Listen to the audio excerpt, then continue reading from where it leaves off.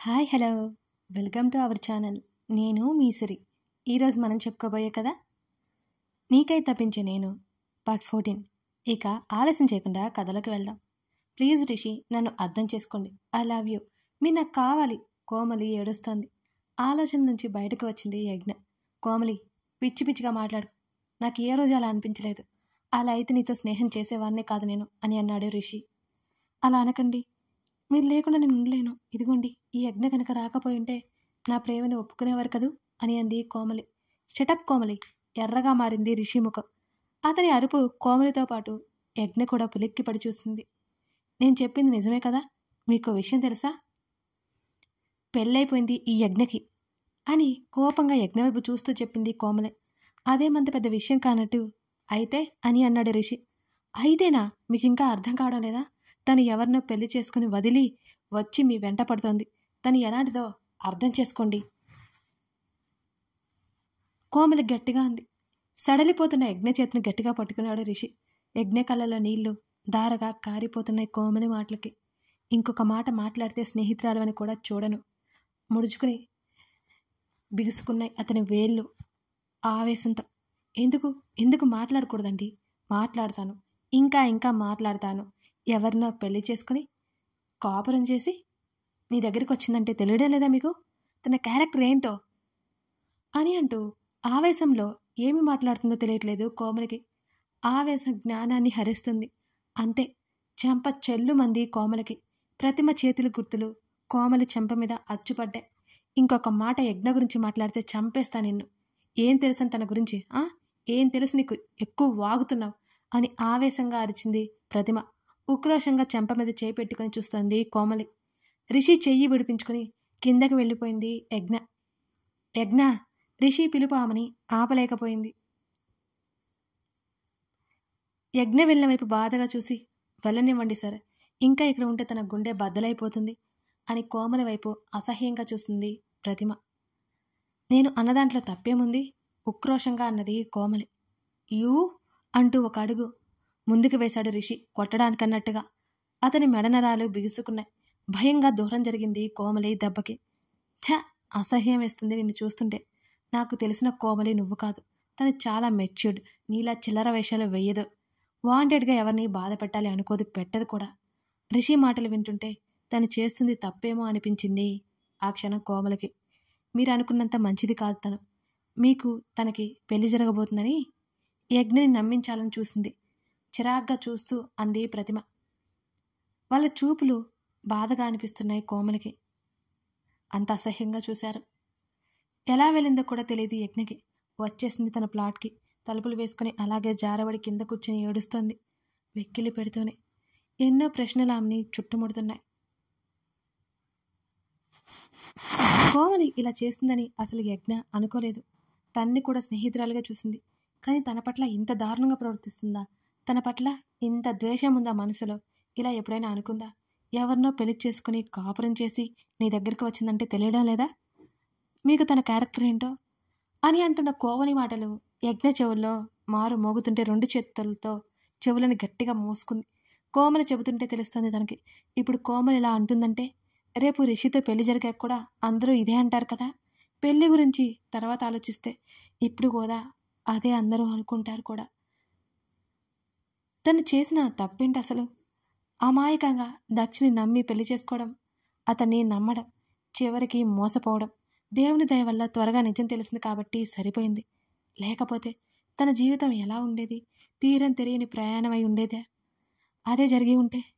అవును, అదే జరిగేదేమో. బీడి భూమిలో తొలకరి జల్లులో వచ్చాడు తన జీవితంలోకి. నవ్వులు కురిపించి నవ్వేలా చేశాడు. ఆశ కల్పించాడు జీవితం మీద. ప్రేమ చూపించాడు. అతని ప్రేమ పోల్చుకోవడానికి కూడా వీల్లేదు తనకి. అంతటి పిచ్చి ప్రేమ ఆమంటే. అతను ఏమైనా పర్వాలేదు, తను సుఖంగా ఉండాలని చివరికి దక్షికి అప్పగించడానికి కూడా వెనకాలేదు. తన సంతోషం అంత ముఖ్యం అతనికి. భవిష్యత్తులో తన వల్ల ఎన్నో అవమానాలు అతనికి. ఆలోచనలు వేధిస్తుంటే తలనొప్పి అనిపించింది ఆమెకి. మెల్లిగా పొత్తి దగ్గర మొదలైంది నొప్పి. అప్పుడు గుర్తుకొచ్చింది ఒక విషయం. అసలు తను ఇంత పెద్ద విషయం ఎలా మర్చిపోయింది? రిషికి చెప్పకుండా ఎలా మర్చిపోయింది? అతను పక్కనుంటే చాలు ఇంకేమీ గుర్తురావా తనకి? నిజమే, అతను ఉంటే ఇంకేం వద్దు తనకి, అదే అనిపిస్తుంది. మరి ఇప్పుడు చెప్పాలి ఈ విషయం. తన్ని ఒప్పుకుంటాడా? లేదా ఇంతకాలం ఎందుకు చెప్పలేదని దూరం పెడతాడా? తన్ని దూరం పెట్టగలడా? లేదు లేదు, ఎప్పటికీ రిషి అలా చెయ్యడు, చెయ్యబోడు కూడా. తనంటే ఎంత ప్రేమ అతనికి. తను ఎప్పుడూ బయటపడలేదు, కానీ ఓ చిన్న గ్రామానికి కూడా వచ్చేశాడు. ఆ విషయం తనకెప్పుడో తెలుసు. బస్సులో కూడా గుర్తుపట్టింది అతన్ని. చూడనట్టుగా ఉండిపోయింది. అతని ప్రేమ ఎప్పటికప్పుడు తనకి తెలుస్తూనే ఉంది. కానీ ఇంతకాలం దూరంగా ఉంది అతనికి. ఎందుకు? ఈ సమస్య కారణంగానే కదా. అలా ఆ విషయం అతనికి చెప్పలేదు. మర్చిపోయింది. తప్పు చేస్తుంది అనే భావన చుట్టేస్తోంది తన్ని. ఊపిరి ఆడనివ్వట్లేదు యజ్ఞకి. బయటికి మాత్రం ప్రేమంటే భయం, పెళ్ళి అంటే భయం అని చెప్పుకొచ్చింది. నిజంగా అతనికి దూరంగా ఉండడానికే కదా. అది కారణం కాదు. నిజమైన ప్రేమ తన దరికి చేరుతుంటే కాదు అనుకునే మూర్ఖురాలు కాదు. తన చేతులారా అంతులేని అతని ప్రేమని ఎలా వద్దనుకుంటుంది? లేదు, అనుకోలేదు. ముఖ్యంగా కారణం తనకున్న ఈ సమస్య. దక్ష తన జీవితాన్ని శాసించాలనుకుని చేసిన పొరపాటుకి తను చివరికి బలైపోయింది. కొంత సమయానికి కానీ నొప్పి తగ్గలేదు. మెల్లిగా లేచి మంచం మీద వాలింది యజ్ఞ. ఆలోచనలు గతంలోకి పరుగులు పెట్టాయి. అవి గుర్తు చేసుకోవడానికి కూడా చాలా కష్టంగా అనిపించే విషాద ఛాయలు అవి. చీకటి, నలువైపులా చీకటి, దారి తెలియని సందిగ్ధత. అప్పుడే, సరిగ్గా అప్పుడే ఓ వెలుగురేఖ. దాన్ని దారిగా మలుచుకుంటామా, లేక వెలుగున్నంత వరకు కళ్ళు మూసుకుని తర్వాత నడక ప్రారంభిస్తామా? లేదు కదా. జీవితం కూడా అంతే.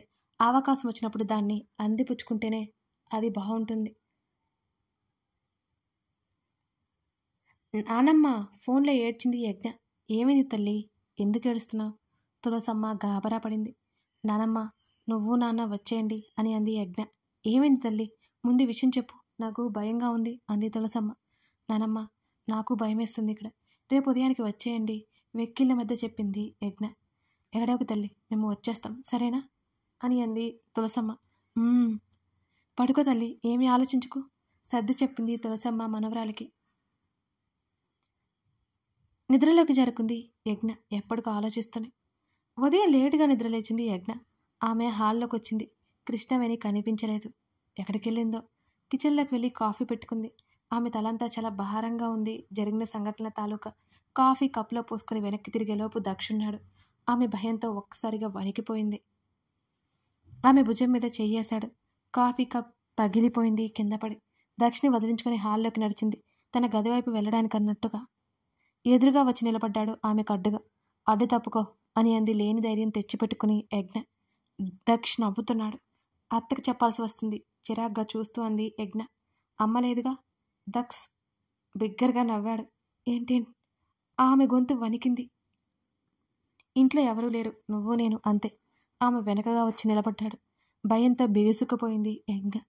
నీ అంతట నువ్వు ఒప్పుకుంటే నీ అంత అదృష్టవంతురాలో ఉండదు, లేకపోతేనా అంటూ ఆమె ముందుకు వచ్చి నరకం చూస్తావు అని కోపంగా అరిచాడు దక్ష్. ఉలిక్కిపడి నిలువెల్లా వణికిపోయింది యజ్ఞ. ఆమె చేతిని పట్టుకున్నాడు దక్ష్. ప్లీజ్ నన్నేం చేయొద్దు అని ఏడుస్తూ అంది యజ్ఞ. కోపంగా చూసి చేతిని పట్టుకుని లాగాడు ముందుకు నడుస్తూనే. ప్లీజ్ ప్లీజ్, నీకేం కావాలని ఇస్తాను, నన్ను వదిలి అతని చేతిని విడిపించుకుంటూ అడిగింది యజ్ఞ. నాకు నువ్వే కావాలి, ఆమెను పైనుంచి కింద వరకు చూస్తూ అన్నాడు. అతని చూపులకి ఒళ్ళంతా కంపరంగా అనిపించింది యజ్ఞకి. ఆమె గించుకుంటూనే ఉన్నా లాక్కుని పోతున్నాడు అతను. కింద కూలబడింది, అయినా కదల్లేదు. ఈడ్చుకుపోతున్నాడు. తలుపులు వేసి ఉన్నాయి. ఎవరూ రాలేరు. ఆమె తప్పించుకునే మార్గమే లేక కన్నీరు పెడుతూనే ఉంది. అక్కడ దక్ష్ ఒక మృగంలా కనిపిస్తున్నాడు ఆమె కళ్ళకి. దక్ష్ చేతిని కొరికి మెట్ల వైపుకి పరిగెత్తింది. ఆమె గదిలోకి వెళ్ళిపోతే ఇబ్బంది ఉండదు. ఫోన్ చేతికి వస్తే ఎలాగో దక్ష్ బారి నుంచి తను కాపాడుకోగలదు అనేది యజ్ఞ ఆలోచన. అతనిలో మృగం వికృతంగా అరిచింది. యజ్ఞ, నీకే మంచిది కాదు అని ఆమె వెనకే వెళ్ళాడు దక్ష్. తన గదిలోకి వెళ్ళి తలుపు పెట్టుకునేసరికి అతని చేతులతో నెట్టాడు. ఆమె బలమంతా ఉపయోగించినా లాభం లేకపోయింది. అయినా ప్రయత్నిస్తూనే ఉంది యజ్ఞ అతని బారి నుంచి తప్పించుకోవడానికి. 2 చేతులతో ఇంకాస్త గట్టిగా నెట్టాడు. యజ్ఞ వెళ్ళి బెడ్ మీద పడిపోయింది. అతను ఆమె ముందు నిలిచాడు. అతను నవ్వుతున్నాడు, రాక్షసంగా నవ్వుతున్నాడు. ఆమె శరీరం కంపించసాగింది. నన్నేం చెయ్యకు, నిస్సత్తువ ఆవహిస్తుంటే బ్రతిమాలింది యజ్ఞ. ఆమె దండం పెడుతున్నా ఎంతకీ అతని కరుడుగట్టిన హృదయం కరగలేదు. ఆమె ఏడుపు చూస్తుంటే అతనికి జాలి అనిపించలేదు. రాక్షసానందంగా ఉంది అతనికి. ఆ పరిస్థితి కంటే ప్రాణాలు పోవడం నయమనిపిస్తోంది ఆమెకి ఆ క్షణం. ఆమె చీరపౌటిని లాగేశాడు. ఆమె ఎంత ప్రయత్నించినా అతన్ని ఆపలేకపోయింది. ఆ సమయంలో ఆమె చేతిని అతని కాలితో నొక్కిపట్టాడు. ఆ నొప్పి భరించలేకపోయి బాధతో అరిచింది ఈ యజ్ఞ. ఎలాగో బలం తెచ్చుకుని పైకి లేచింది. ఆమె చీర కొంగు అతని చేతిలో నలుగుతోంది. హృదయానికి 2 చేతులు అడ్డు పెట్టుకుని ఏడవడం తప్పితే ఏమీ చేయలేకపోయింది యజ్ఞ. ఆమె చూపు బాధతో నిండిపోయింది. అతను లాగడంతో అతని మీదకి వచ్చి వాలిపోయింది. నన్ను వదిలేయ్, చివరిసారిగా యజ్ఞ బ్రతిమాలింది అతన్ని. ఒక్కసారికి నన్ను ఆపుకో, ఆ తర్వాత నీ ఇష్టం. క్రూరంగా నవ్వాడు దక్ష్. ఆదరువుగా ఉన్న అతన్ని బలం కూడ తీసుకుని ఒక్క తోపు తోసింది. వెనక్కి తూలాడు అతను. అదే అదునుగా బయటికి పరిగెట్టింది. కాళ్ళకు అడ్డుపడుతున్న చీరను పట్టుకుని ముందుకు వెళ్ళిపోతోంది. కోపంతో బుసలు కొడుతూ యజ్ఞ వెనకే పరిగెట్టాడు దక్ష్. అతను ఆ క్షణం విచక్షణ కోల్పోయాడు. ఆవేశాన్ని ఆశ్రయించాడు. ఆమెను తోసేశాడు కోపంతో. మెట్ల మీద నుంచి దొర్లుకుంటూ కింద పడిపోయి స్పృహ తప్పిపోయింది యజ్ఞ. తలకి దెబ్బ తాకి రక్తం ఆ ఇంటిని అలకడానికి ప్రవహిస్తోంది. అప్పుడు కానీ అతనికి కోపం శాంతించలేదు. అప్పుడే సరిగ్గా అదే సమయంలో తలుపులు తెరుచుకున్నాయి. రామకృష్ణ, తులసమ్మ, కృష్ణవేణి ముగ్గురు లోపలికొచ్చారు. అక్కడ దృశ్యం చూసి ముగ్గురు నిశ్చేష్టులయ్యారు. ముందుగా తేరుకున్న తులసమ్మ, తల్లి యజ్ఞ అంటూ యజ్ఞ దగ్గరికి వెళ్ళి చీర సరిచేసింది. దక్ష్ బిగుసుకుపోయాడు. వాళ్ళని ఆ సమయంలో అక్కడ అతను ఊహించనే లేదు. యజ్ఞ, కృష్ణవేణి ఆదుర్దావగా వచ్చి యజ్ఞ ముఖం మీద నీళ్లు చల్లింది. కానీ యజ్ఞలో ఎటువంటి కదలిక లేదు. రామకృష్ణ కోపంగా దక్ష కాలర్ పట్టుకున్నాడు. చెంపలు వాయించాడు. దక్ష అయితే నోరు మెరపలేదు. రామయ్య, ఆసుపత్రికి పోదాంరా, తొందరగా, ఏడుస్తోంది తులసమ్మ గట్టిగా. తలుపు మూసిన శబ్దంతో జ్ఞాపకాల నుంచి బయటకొచ్చింది యజ్ఞ తులసి. అంటే ఆమె ఇప్పటి వరకు జరిగిందంతా గుర్తు చేసుకుంది. రిషిని చూసి లేచి కూర్చుని తలదించుకుంది. యజ్ఞ, ఆమె పక్కన కూర్చున్నాడు రిషి. ఆమె ఏం మాట్లాడలేదు. దుఃఖం ఉప్పెనెలా పొంగుకొస్తుంటే ఆపే ప్రయత్నం చేస్తుంది. యజ్ఞ, ఆమె చేతిని పట్టుకున్నాడు రిషి. ఆమె తలని తన ఛాతీకి ఆనించుకున్నాడు. అప్పుడు ఆమె దాచలేకపోయింది కన్నీటిని. పెద్దగా ఏడ్చేసింది. అతని షర్ట్ కాలర్ పట్టుకుని ఏడుస్తోంది. ఆమెను అలా చూస్తుంటే అతని గుండెని ఇనుప చువ్వతో చీల్చినట్టుగా ఉంది. యజ్ఞ ఇంకోసారి పిలిచాడు. కాస్త కుదిరిపడ్డాక అతనికి దూరం జరిగింది. కోమలి మాటలు పట్టించుకోకు, తనేదో ఆవేశంలో అన్నది అని అన్నాడు రిషి. రేపటి రోజు అందరూ అదే అంటారుగా రిషి. అంటే ఆమె మాటలు అర్థం కాలేదు యజ్ఞకి. నేను నీకు కరెక్ట్ కాదు, పక్కకు చూస్తూ చెప్పింది యజ్ఞ. పిచ్చా నీకు, రిషి అరిచాడు. రేపటి రోజు నా వల్ల ఎన్నో అవమానాలు పడాల్సి వస్తుంది. నువ్వు కోమలి ఏదైతే చెప్పిందో రేపందరూ అదే అంటారు. నీకు మంచి భవిష్యత్తు ఉంది రిషి. అతన్ని తాకబోయింది. ఆమె చేతిని తోసేశాడు రిషి. ఎవరేమన్నా నువ్వే నా భార్యవి. తీవ్రంగా వచ్చాయి అతని మాటలు. వాటితో పాటు అతని చూపు కూడా అలాగే తీక్షణంగా ఉంది. రిషి, నీకు అర్థం కావడం లేదు. ఎన్నో అవమానాలు పడాల్సి ఉంటుంది అన్నది. నాకు అవన్నీ అనవసరం, నువ్వే ముఖ్యం, రిషి గట్టిగా చెప్పాడు. ఇప్పుడు ఇవన్నీ బాగుంటాయి, తర్వాత నువ్వే ఇబ్బంది పడతావు. నేను నీకు అసలు కరెక్ట్ కాదు రిషి. కోమలినే నీకు కరెక్ట్ అన్ని విధాలుగా. ఈసారి ఆ మాట చెప్తుంటే ఆమె గొంతు వణికింది. యజ్ఞ, కష్టంగా ఉంది, అలా మాట్లాడుకో అన్నాడు రిషి. అవును రిషి, నాతో నీకు ఏ సంతోషం ఉండదు, అవమానాలు తప్ప అంది యజ్ఞ. నాకెవరూ వద్దు యజ్ఞ, నువ్వు తప్ప, ఆమె భుజాలు పట్టుకుని ఆవేశంగా చెప్పాడు. ఇటు చూడు అంటూ తన భుజం మీద డ్రెస్ కొంచెం తప్పించి అక్కడ తెల్లటి ఆమె శరీరం మీద మరింత తెల్లగా మరిన మచ్చ చూపించింది. ఏమైంది? ఆమె వైపు అయోమయంగా చూశాడు. దక్షితో నాకు ఎదురైన చేదు అనుభవంకి సాక్ష్యమంది. అవన్నీ ఇప్పుడు ఎందుకు చెబుతున్నావు? రేపటి రోజు నువ్వు కూడా అనుమానిస్తే నా ఊపిరి ఆగిపోతుంది, ఆమె గట్టిగా కళ్ళు మూసుకొని చెప్పింది. యజ్ఞ, అతని స్వరం నూతిలో నుంచి వచ్చినట్టుగా అయింది. నిజంగా చెప్తున్నాను, నేను పవిత్రంగానే ఉన్నాను రిషి.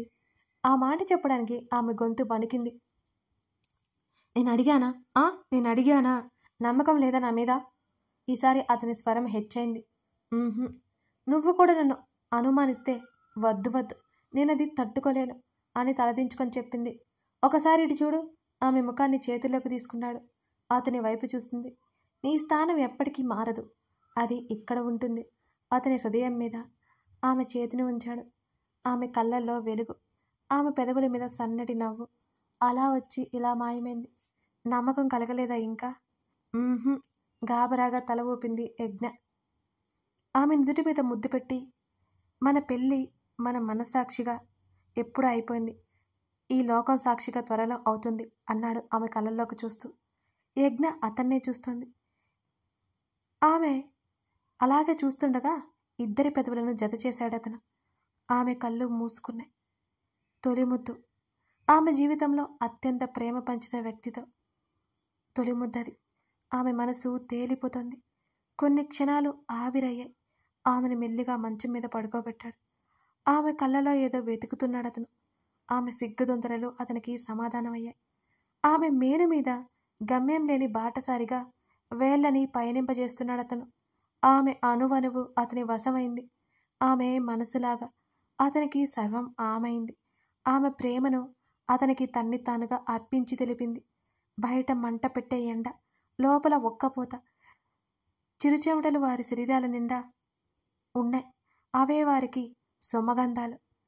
కథ కొనసాగుతోంది. ఇంతకీ ఎలా ఉంది మన రిషి యజ్ఞల ప్రేమ ప్రయాణం?